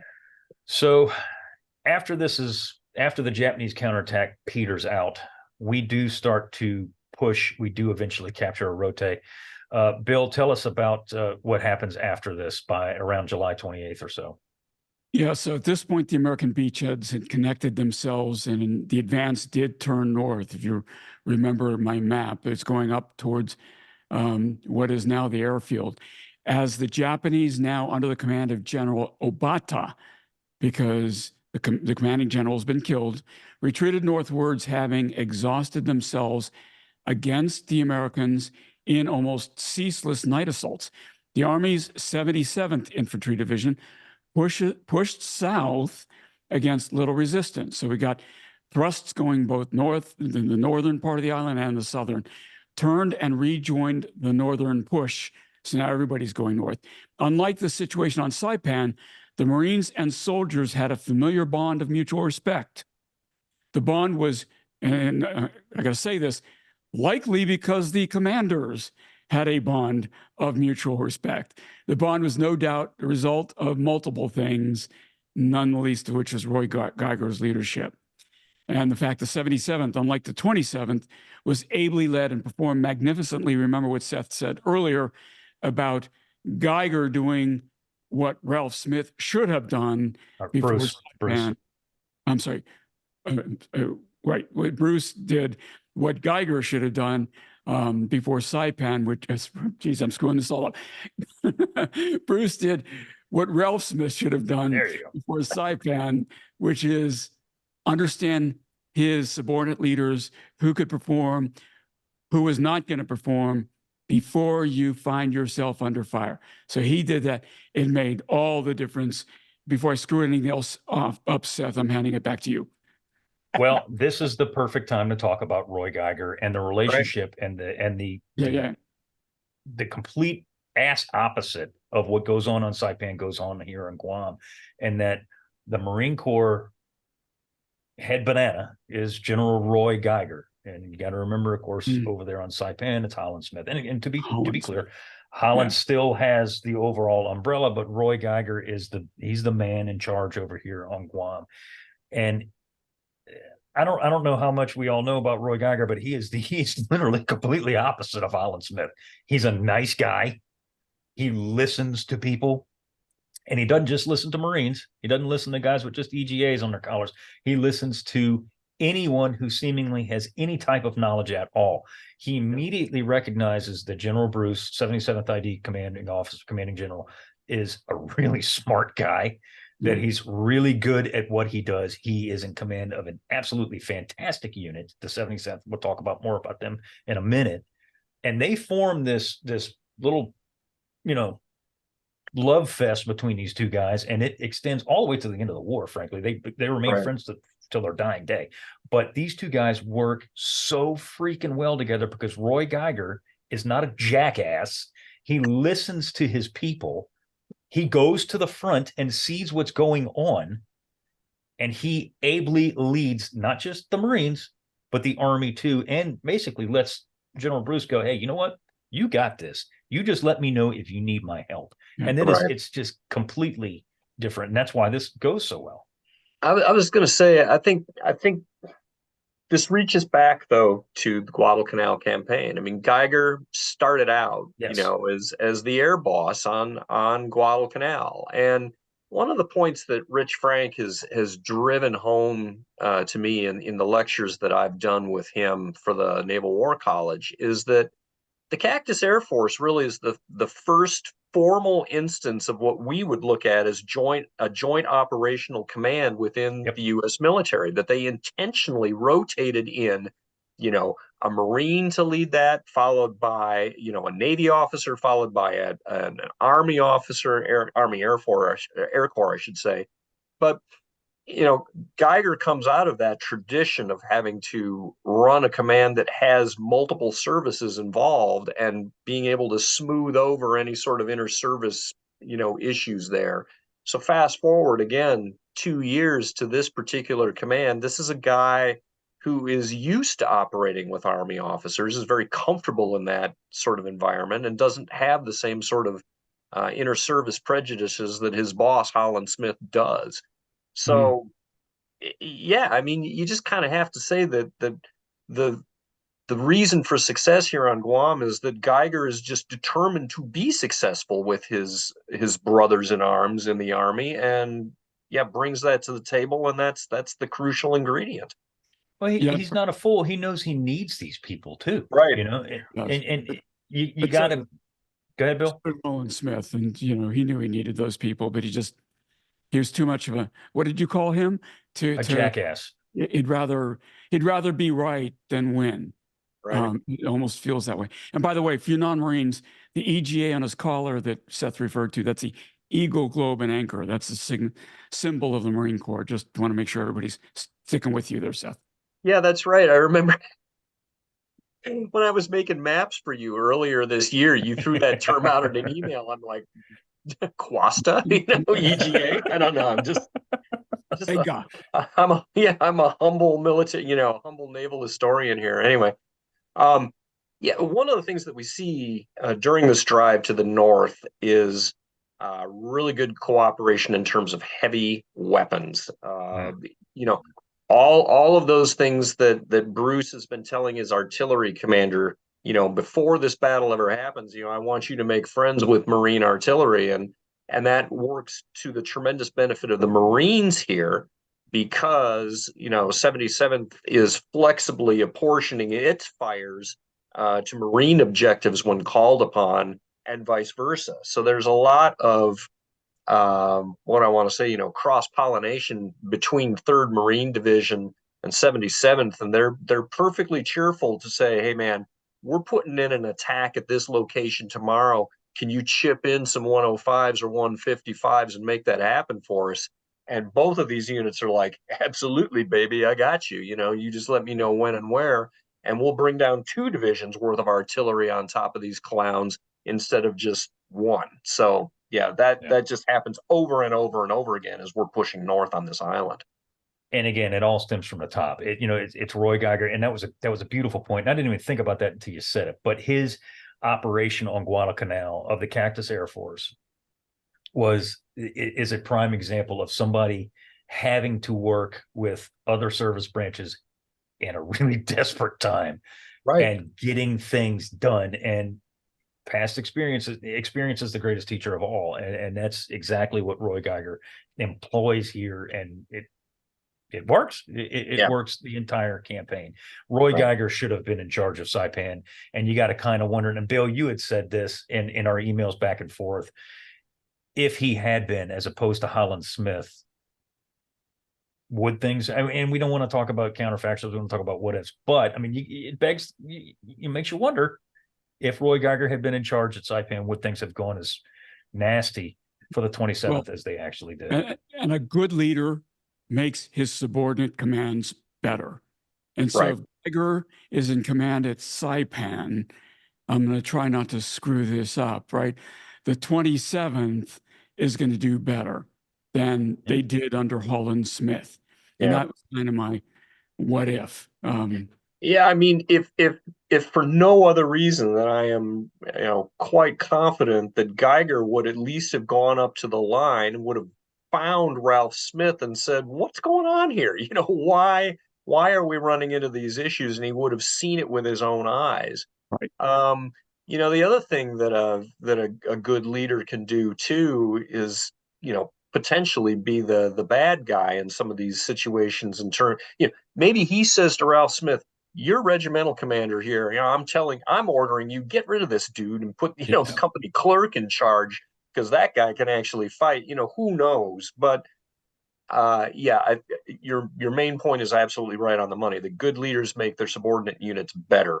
And I can't help but think that even if Ralph Smith had ended up being relieved, everybody would have known from the get-go that everybody tried, that Geiger was at least there and understood the tactical situation. So that's the end of my counterfactuals.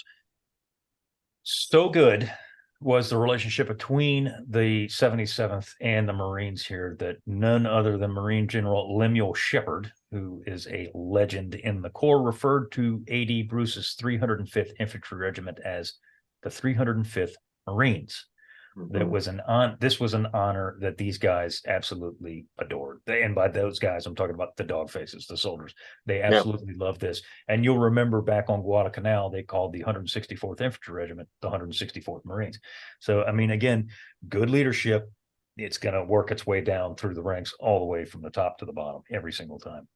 Yeah, at least you'd like to hope. Anyway, so this is the next thing we're going to talk about, guys. Here is it is the first instance of a liberation, if you will, in the Pacific. And I used air quotes, and I shouldn't have, because it is a liberation here. Right.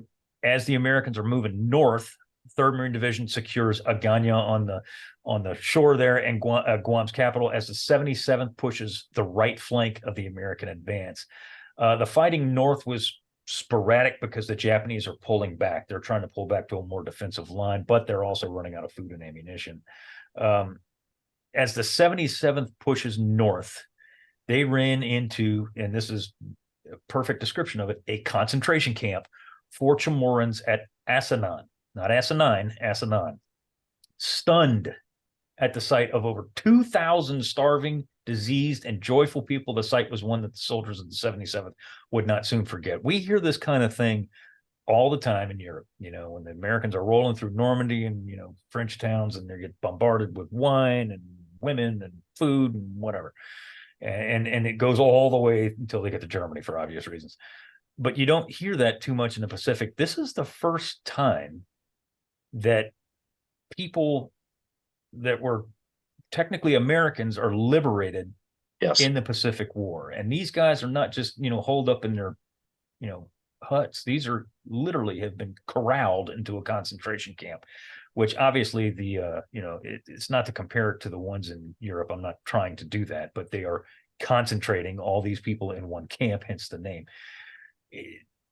This is not a moment to forget for a lot of these guys. I mean, this is something that they're going to remember the rest of their lives here. And the Chamorros don't forget it either. I mean, even to this day, they take their history very, very seriously there. And I just as an aside, the people on Guam are just some of the loveliest humans I think I've ever met. Absolutely They're just true. incredibly friendly and open and just lovely to be around. I always love going to Guam there. I've got a favorite little pancake place I always go to that a lot of the locals hang out in. So they have really suffered. I mean, the occupation under Japan was just terrible for them. A lot of not just the men, but everybody. A lot of these people were used in forced labor by the Japanese, and food is really, really scarce by the time we get to this point in the war. A lot of these people really are starving.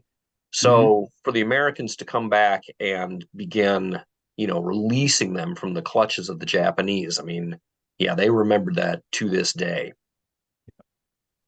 And that's not an inaccurate statement, the clutches of the Japanese, and 100% accurate in what you said, and that, many of the men were used as slaves, not just on Guam, but they grab them and send them to, wherever the hell they needed them.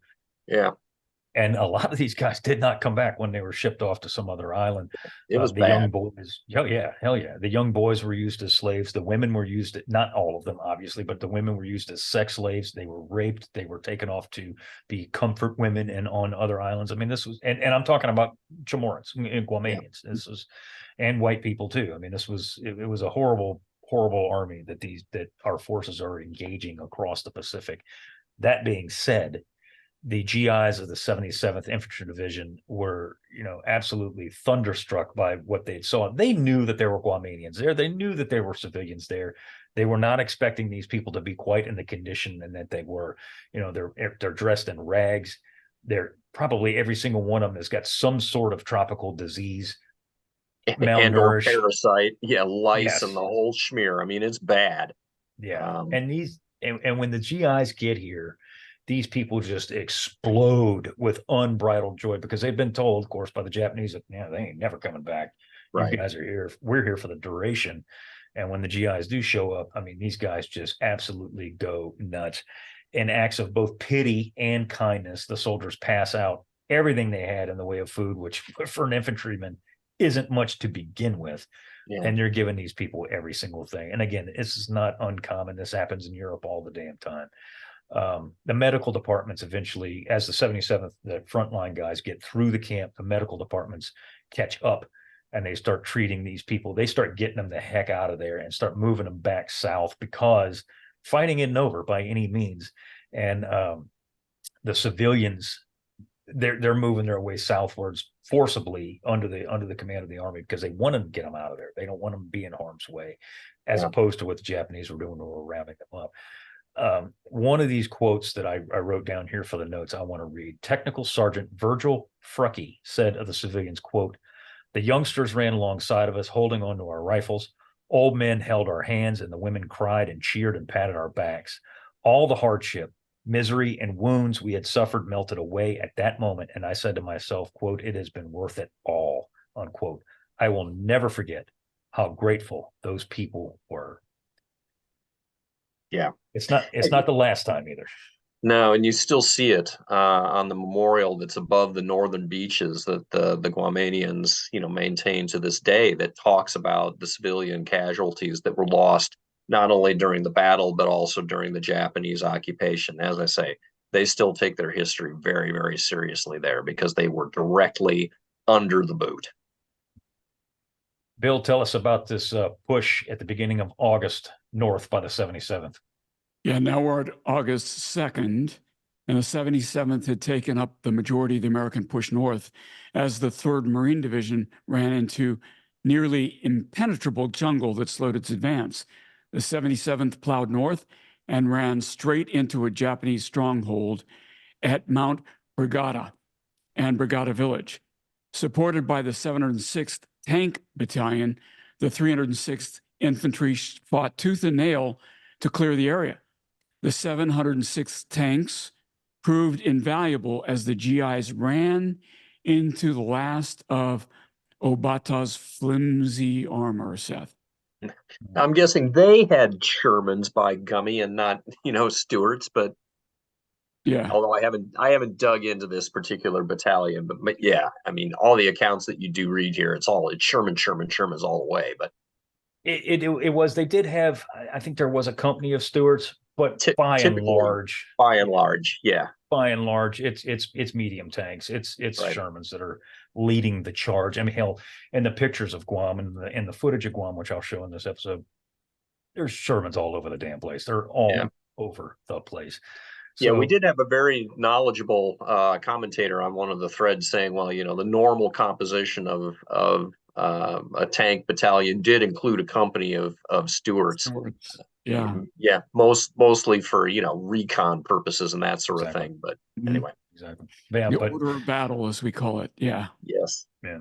Throwing those Stuarts in a place like Death Valley is just asking for trouble. But again, different commanding general here, different units. They're utilizing the armor in the appropriate way. They're using the correct armor in the appropriate way, I should say. So the following day, the 307th Infantry Regiment had captured the area that Bill was talking about, which is around Mount Barrigada, and remained on the move, continually pushing Obata's forces that were now estimated to be in the neighborhood of 5,000 or so, most of whom were not in any shape to fight, theoretically. Ever closer to the northern tip, Mount Santa Rosa, which is a big place, loomed as the likely last stand of the Japanese on Guam. A.D. Bruce's prediction that it would prove to be accurate. Have you guys been up to Mount Santa Rosa? No, I've never been there. It is thick jungle, and it is a large looming mountain. It is quite obviously, as you're running north, you can see it pretty clearly, and it's very evident that if you're A.D. Bruce, you're sitting there going, I bet you they're up there. And right. And they indeed were. Airstrikes and naval gunfire absolutely poured in on the area around Santa Rosa as the 77th surges forward. The terrain, no surprise here, as I said, the jungle is, you can't see no more than about 15, 20 yards ahead of you, was actually what was holding them up more than the Japanese at this point. They had to use machetes almost more often than they used their rifles. Bill, take us through this last action here as we're pushing through the northern end of this island. Well, General Bruce's plan called for a turning movement, and a turning movement is exactly what it sounds like. You isolate, you confront a maneuver element by pushing on it, and then you hit it from the side. And it's basically to cause them to turn. So you're going to get them on a flank, one side or the other. It's a great tactic. With the division shifting the axis of its advance 90 degrees, the 306th would move along the division's left boundary, supported by an attached company of tanks from the 706th Tank Battalion. After passing Mount Santa Rosa, it would turn eastward and seize the area north of the mountain. The 307th would then take Yigo and block the western slopes of Mount Santa Rosa, backed by the rest of the 706th Tank Battalion. So the 305th would be on the right and support the 307th to block off the southern slopes. We should have brought out the map for this, but it's okay. You get the point. They're doing a very effective, complex maneuver. It's kind of the best example of maneuver warfare that we're going to find throughout this campaign, Seth. Well, if you recall what we said at the very beginning of this episode when we talk about A.D. Bruce, that he was a student of combined arms warfare. Mm-hmm. Here you go. So the 77th, go ahead, John. I was just going to say, part of what makes this possible, though, is the fact that Guam is a bigger place. So there's room to maneuver just to start with. And B, the Japanese garrison here was not nearly big enough to control an island this large. And so the Japanese forces at this point, what we're not seeing is this sort of dug in contiguous defense lines that we're going to run into in compressed places, certainly like Iwo Jima, but even on Okinawa, where, we had defensive belts that stretched the width of that island. The Japanese just at this point just don't have the manpower to be able to do that sort of thing, which then gives Bruce the ability to maneuver his forces against isolated elements of the Japanese, defeat them in detail, and keep that advance moving. Mm-hmm. But the fact that he uses armor wherever he can, right? I don't think there's a single infantry attack that he unleashes that is not backed by some sort of armor or incredibly heavy artillery barrages. Yeah. So right. he practices what he preaches. He was able to with the thick jungle, right? And so yeah, which is interesting in and of itself. I mean, again, jungle is not typically the kind of terrain where you're going to be employing this sort of stuff, but he's making clever use of what roads and paths he has. And my guess is that they're probably using combat engineers and stuff to knock out trails to bring that armor up to where it's needed. Actually, they're using the armor to knock out trails. I did not put this in the notes, and I should have, is that they were actually using the Shermans, not all the time, mind you, but when they would run into jungle that they just couldn't get through, they used the Shermans as friggin' bulldozers and just knock it down. Yeah, right. Just knocked it or blew it down. Right. So I mean, they're literally chopping their way through this jungle to get to these people. I mean, they're not going to be stopped by hook or by crook, by land or by sea. They're coming. Right. And on August 6th through the 8th, Bruce throws all 3 of his infantry regiments into this fight. At Yigo, the GIs blew through the Japanese defenses, destroying an entire network of pillboxes, while tanks protected the flanks, blasting emplacements on either side. The Japanese, aware that their time was up, fled in one swift motion from their positions, only to be caught in a maelstrom of 105 millimeter artillery fire thrown into their fleeing ranks. That had to have been an absolute meat grinder. Yeah. I got to jump in and say this, Seth. August 6th, 1944. Mm-hmm. And we're cleaning up Guam a year later, August 6th, right? Yeah. Who would have thought at this point in the war? At this point in the war, who would have thought we only had a year of war left to go? Yeah.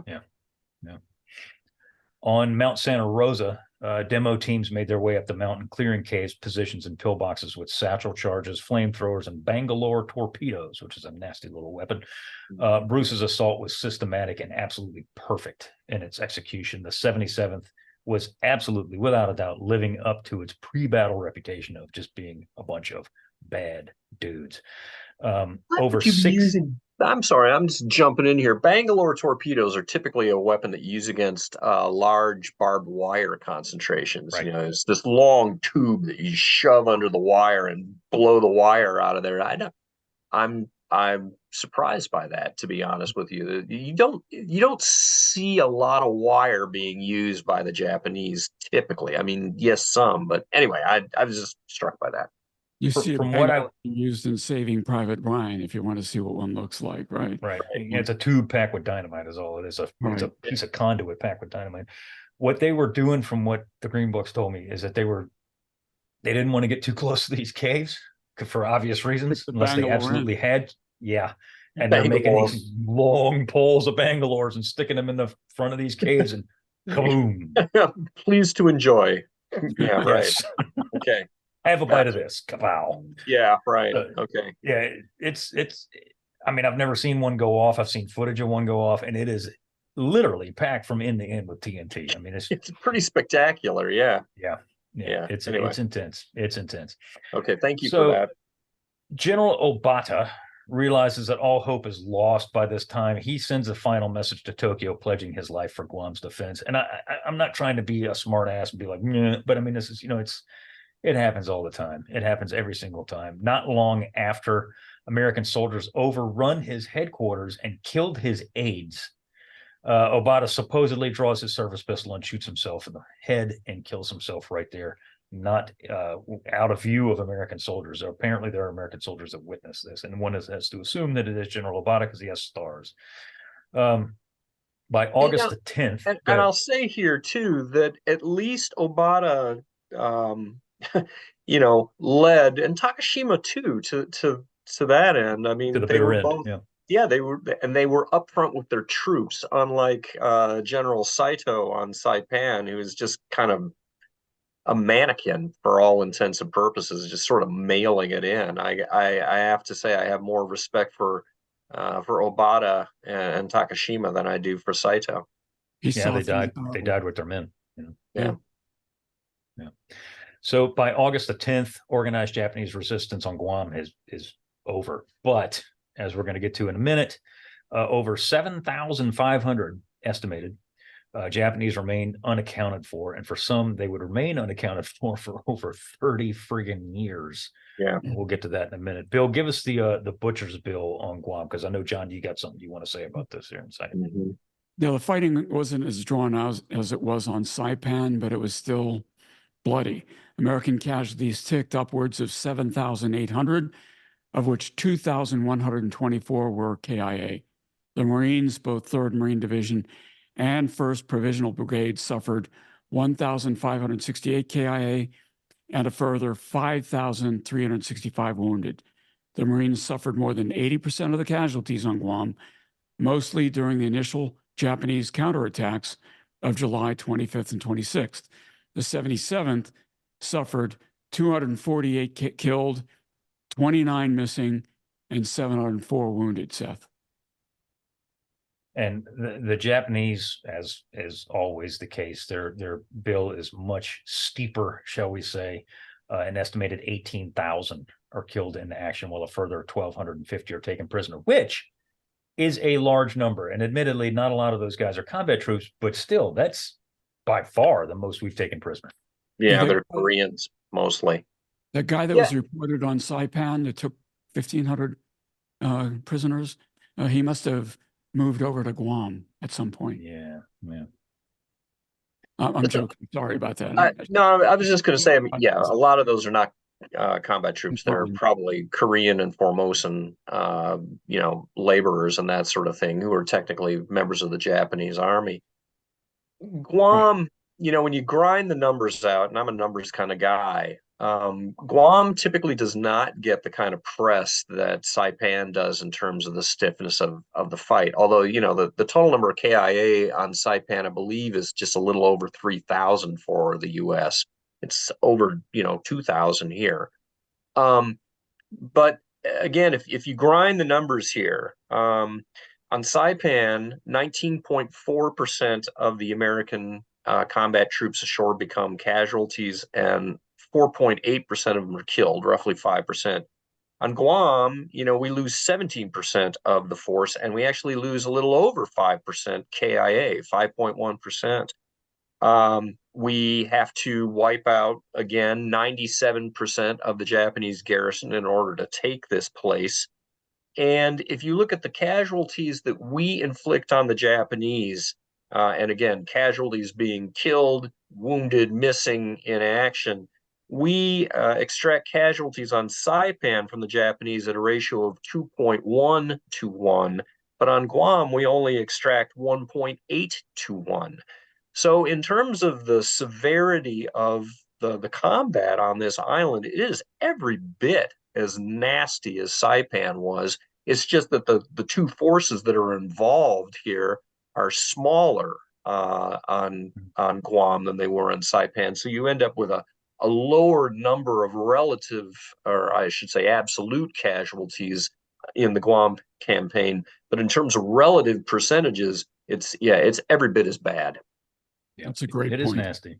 Yeah, no, that really is. And I didn't think about that until you sent that in the notes. And I was like, I read that and I was like, damn. Yeah, I mean, it's just as nasty. I mean, Saipan has a lot of, horrible stuff that goes with it, not the least of which is Marpy. Right. So we don't see the horrible end game that we did at Saipan. But again, going back to the earlier broadcast that we did on the fighting on Attu up in the Aleutians, there's another one of these sort of unsung battles that was just every bit as nasty on a per capita basis as some of the bigger name fights like a Saipan. And there's another one here in Guam. It was bad. I mean, and it was going to be bad from the get-go just because of the terrain that dominates those beaches. It meant that, those first few days ashore were going to be very, very tough sledding for any of the units that assaulted on those beaches. So unlike what we did in the 1980s teens, 20s, and 30s, where we turned Guam into virtually nothing. Almost overnight, after Guam is captured, we, being the United States, turn this place into a tremendous bastion. It really is now a bastion of American military strength in the Central Pacific. It is unbelievable, A, how much crap we put on here and people, and B, how fast it is done. Yeah. It's overnight, as I said, it turns into this, front of show, base. It's incredible. Navy, Marine, and Army engineers transformed Guam and created airfields from which fleets of B-29s eventually would rain destruction on Japan. Nimitz himself moves his headquarters from Pearl Harbor to, I know it's called Nimitz Hill, but what was the actual name of the hill? Yeah. Who cares? It's Nimitz Hill now. It's Nimitz Hill, yeah, exactly. That's terrible to say.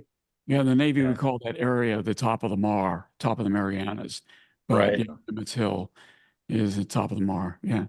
And I thought that was one of the really funny points that came out of our panel, at the World War II Museum just last week, is that a lot of that may be driven by the fact that Nimitz was so tired by this point in the war of having to show VIPs around Pearl Harbor and getting overrun with congressional delegations and every Tom, Dick, and Charlie who wanted to come out there. He's like, I'm moving. I'm going to Guam. They're not going to be able to get me there. He was wrong. Yeah. And that makes sense too. I mean, just from a communications standpoint and just being closer to the scene of the action, it's getting tougher and tougher to run this war when you're separated by 5 time zones. Yeah. And that's a key point, is as the war is pushing further and further and further westward, he needs to be, and he does, he needs to be closer to the front. And I mean, the Pacific is not Normandy. There's a hell of an expanse of territory that is between him and his lead elements. And by the way, the joke, Seth, back then was that we moved some stuff on the island of Guam. We were afraid the island would sink. Yeah, right. Yeah. And that's one of the things that is, I think, a real eye-opener for our guests when I do this tour for the World War II Museum that starts in Pearl Harbor and then goes to the Northern Marianas, eventually takes a day trip up to Iwo Jima. As an American, you get on an airplane and it's a hell of a long flight just to get to Hawaii. I got to fly for 7-8 hours just to get to Hawaii. Well, then you get on the plane and you fly another 8 hours just to, get up to Guam and then bump up to Saipan. And it gives you a perspective of just how big this ocean is. And yet the Marianas are still in the middle of the ocean. Halfway. That's right. Yeah. It's nuts. It's a freaking haul.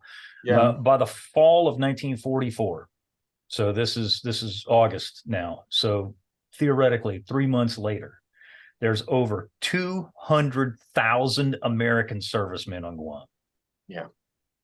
I think in 3 months ish. Logistics, baby.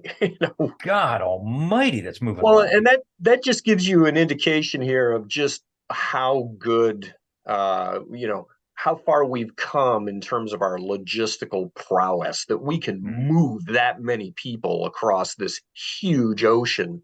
Yeah, we need 200,000 guys on Guam, plop. And I know we're going to be talking about, the evolution of Tinian and what we do there in terms of engineering. And that's even more jaw-dropping, I think, in a lot of respects. So, yeah, the machine is humming by this point in the war. We can move tremendous quantities of people and machinery across half the globe and just do it without even thinking.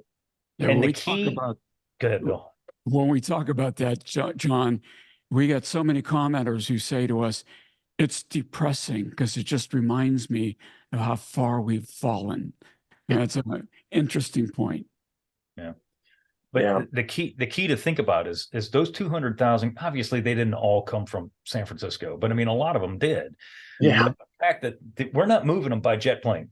No. We're moving them by friggin' slow Liberty ships that are, doing 11 knot vessels that take 3-4 weeks to get from point A, which means that all of those people had to be in motion, Yes. The pump had to be primed. Yes. We knew we were going to be bringing that many people out there. And that means I need this many Quonset huts and this many condoms and this, Right. whatever, Right. it's just, Yeah. it's insane. It's not just the dudes, it's the food. It's you got to put them somewhere, you got to feed them, all this. Yeah. It's incredible. I remember doing a breakdown. If you look at the amount of material that is required to just keep one combat troop in support in the Pacific, and I have all the numbers in my book, but it's about 35 pounds a day. And if you break that down, it's not even things like ammunition and whatnot that comprises the bulk of that. It's building materials are top of the list, just to build the housing and the storage and the warehouse space and the fuel tankage. And then petroleum obviously is a big component, and then you have food and ammo and all the other stuff that comes along with it. But yeah, just think about that. 200,000 guys on Guam within the next 3 months, and those cats are eating how many tons worth of food every day. It's probably a Liberty ship a week you got to get out there just to feed these cats. Easy. And that's just one island. That's just one. Right. That's just one. Anyway.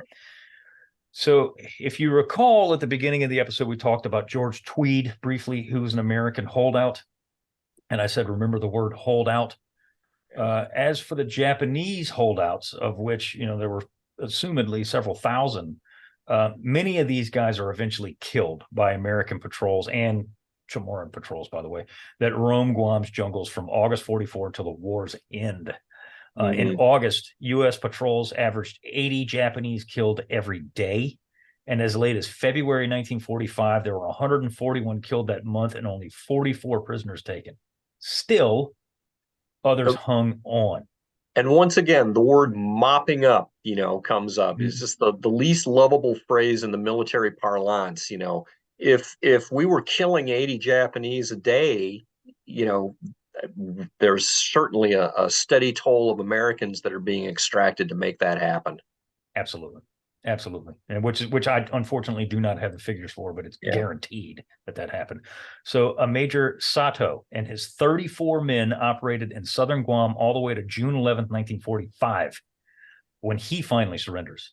Takeda and a group of 67 men would not give in until September 4th, 1945, 2 days after Japan's surrender in Tokyo Bay. Man, these guys are holding out a long time. Just wait. Japanese holdouts across the whole island refused to dishonor themselves by surrendering.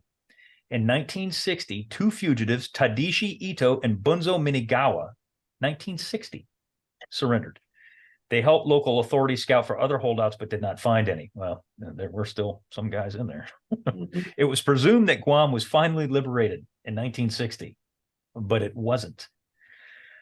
Have you guys been to Jeff's Pirates Cove on Guam? Either of you? All right. It's a dive bar on Guam. Have you been, Bill? Yes, I have. Yep. You have? Okay, so you know what I'm talking about. The guy that runs Jeff's Pirates Cove, named Jeff, aptly enough, and he looks, and he looks like a pirate. He was friends with this guy that we're fixing to talk about right now. Okay. On the evening of January 24th, 1972, two Guamanian fishermen were checking shrimp traps when a skinny, bedraggled man charged at them from the jungle. In the short fight, the two fishermen subdued the guy and drag him out of the jungle and bring him in. The skinny man was former Japanese private Yokoi Shoichi of the 29th Division in 1972. I bring Jeff's Pirates Cove up because he was friends with Yokoi, and there's like a monument to Yokoi in his bar. Because this guy, you talk about Robinson Crusoe, this dude was Robinson Crusoe. He had hidden himself in the jungle and lived with 9 other soldiers, 7 of whom were eventually either captured or killed. The remaining, I have in the notes 3, but it's actually 2, visited with each other and helped each other live in the jungle over the corresponding years. Eventually, the other guys are killed in some way, shape, or form, either by the Guamanians or by natural causes. He would hunt at night. He hid in a cave in the daylight hours for fear of being captured, even all the way in the friggin' 70s. He knew that the war was over by 1952, and yet he still refused to give himself up. I shouldn't laugh. What a miserable, determination, pointless, stupid existence. Yeah. Oh well. Yeah, anyway. I've been to these caves, Seth. It was like it was quite a hike, I remember it was near a waterfall. I don't remember what the name of the waterfall anymore, but yeah, but, dude, you got to really be motivated to do this. I have no idea why in the world he would want to do this, but particularly if he knew the war was over in 52. All I could say, I don't want to denigrate him, but this is not a normal human being. That's what. Different mindset for sure. Yeah. Completely. So when he was captured, ironically enough, he was in good health. He'd been eating frogs, lizards, snakes, nuts, berries, whatever he could find. As fish, one does. As one does, keeps a healthy, organism flowing through you there. He had constructed an eel trap out of reeds and things. Right. Which is actually, it was his most prized possession, because I guess that fed him the most, was his eel trap. And it's still on Guam today in a museum. And I don't think it's at Jess Pirates Cove. I could be wrong. Regardless, it's still on Guam in their museum today. Yokoi's eel trap. When he was captured, as I said, he was returned to Japan, where he said, quote, "It is with much embarrassment that I return," unquote, in 1972. He was one of the last, not the last, but one of the last Japanese island holdouts from the war. He dies in 1997 at the age of 82. He got married, too, after he got home. I don't know if he had any children, but regardless of the fact, he lived like a quiet life out in the countryside near Tokyo. And I pulled died an old man. Into Guam in my submarine in 97. I remember it was huge news that he died. Just incredible. Yeah, he was celebrated as a national hero in Japan, which is kind of odd. But he was celebrated as a national hero in Japan, and he made regular trips back to Guam after he returned to Japan. I guess, if you live there for 30 years, right, it's kind of hard to leave the joint, and that's where he became kind of like a local legend. With POW number 1, what was his name? Sakai on HA-19, the midget submarine that ran ashore in Bellows Beach. Saka, come on, John. Yes, I'll think of it when we're done here. But like Sakamatsu or something like that. Anyway, can't remember his name. Right, but he ended up, I think he was living in South America. Yeah, he goes to Chile or Argentina, and he's the head of he works for Toyota. Yeah, car company. So he would not live in Japan because of the embarrassment of having been captured. And this guy, of course, is the Sakamaki. Yeah. Sakamaki, thank you. I got 3 of the 4, kanji letters. Basically correct. Anyway. Right. Thanks for doing real-time history there, Seth. I appreciate that. I totally just pulled it up and typed it in first Japanese POW. Absolutely, man. Maybe if Sakamaki hadn't been smiling so broadly in that POW photograph of him after he'd been captured on Bellows, it wouldn't have been so embarrassing for him. But this guy did the exact opposite. Right. That's hardcore, man. That is freaking hardcore. So, as we wrap this up, is there anything else you guys want to add in here about Guam? No. Other than, again, I love visiting that place. It's one of my favorite stops on that tour. The people are just as nice as they can be. And in the 80s and 90s, Japanese who were rich would go to Hawaii to get married. Middle-class Japanese would go to Guam to get married. The ones who couldn't afford to go to Hawaii. I don't know. I don't think they still do that. I don't see any evidence of it.